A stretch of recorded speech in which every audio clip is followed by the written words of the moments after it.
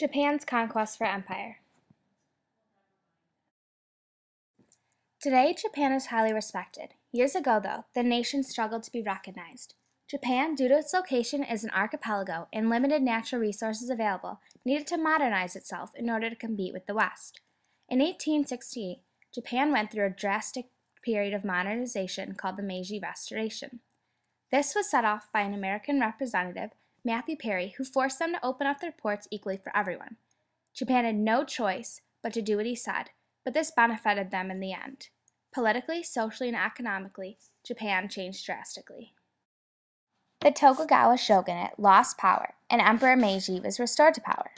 Emperor Meiji played a large factor in the modernization, and the country began to flourish in new ways. Infrastructure in the country drastically increased, as well as the importance on education.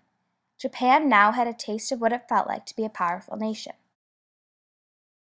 The underdog victory of the Sino-Japanese War also gave Japan an added boost of confidence and the territory of Taiwan. 10 years after this war, in 1904, the Russo-Japanese War occurred.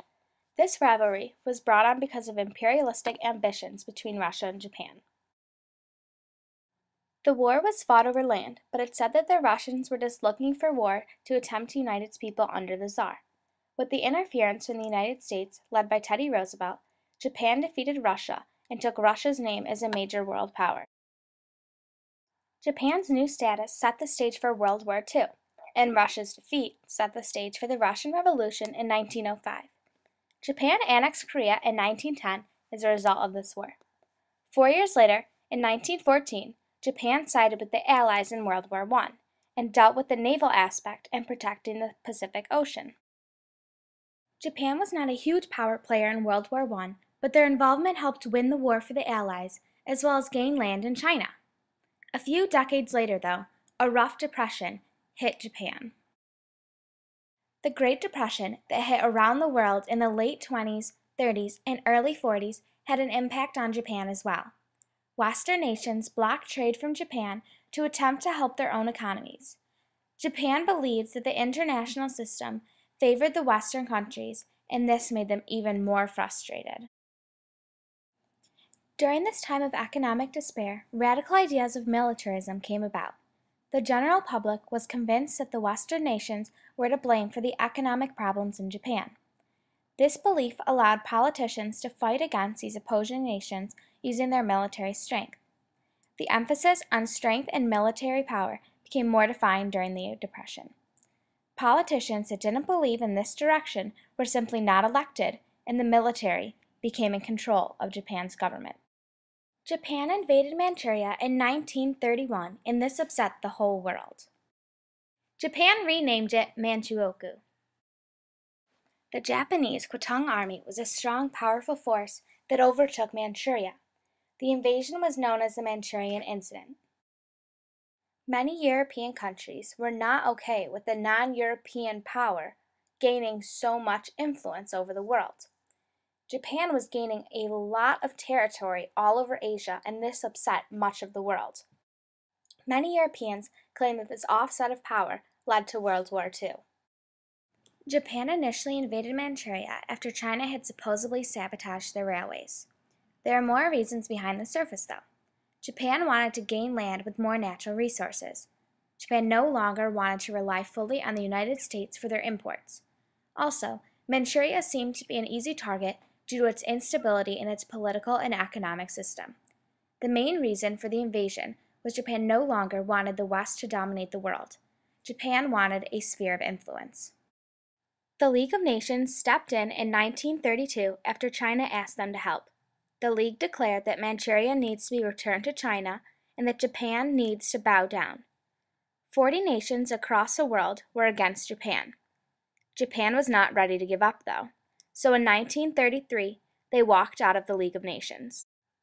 In spite of the League, Japan invaded Johor, a territory near Manchuria. The League of Nations could do nothing to stop Japan. Historians claim the League was powerless.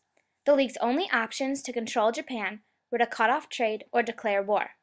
Neither options would realistically work because the United States would still be allowed to trade with Japan because they were not part of the League, and the power nations were not willing to build an army for the League.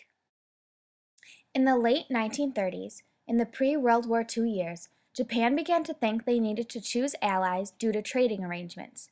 Japan desperately needed Indochina and the East Indies for trading routes. Japan began to fear that Germany was going to interfere with these territories and in turn hurt Japan's economy. Japan's military-controlled government decided it would be in their best interest to join the Axis powers, which included Germany and Italy in 1940.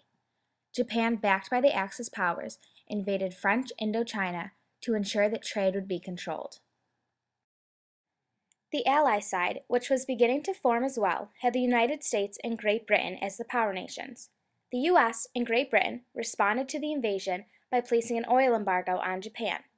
Japan went through an oil shortage because their two major imports of oil were totally cut off. The U.S. stated that they would lift the embargo if Japan left China and Indochina, but Japan did not. The shortage of oil worsened in Japan, and it enraged them. Japan was also angry that the issue was not solved diplomatically. Japan responded by invading Indonesia, or the Dutch East Indies. Great Britain and the United States knew a conflict was approaching. In 1914, on December 7th, every American can remember the attack on Pearl Harbor. Japan's Navy bombed the naval base at Pearl Harbor in Hawaii, creating devastating effects. Japan knew if they bombed this base that the naval force would be severely crippled and that the United States would enter into the war. This assumption was true. The United States of America declared war on Japan one day later on December 8th. This was the beginning of World War II. The fighting between the Allies and the Axis powers went on for 6 years, but ended in the Allies' triumph. Japan lost the war, as well as many lives. One of the most memorable invasions in history is the dropping of the atomic bombs into Japan by the Allies. This desperately injured the country, but they recovered. During post-war years, they attempted to modernize even more. Japan became a Western-style market with an industrial economy that seemed to succeed over the years. Japan's past triumphs and failures led them to build a stable empire today.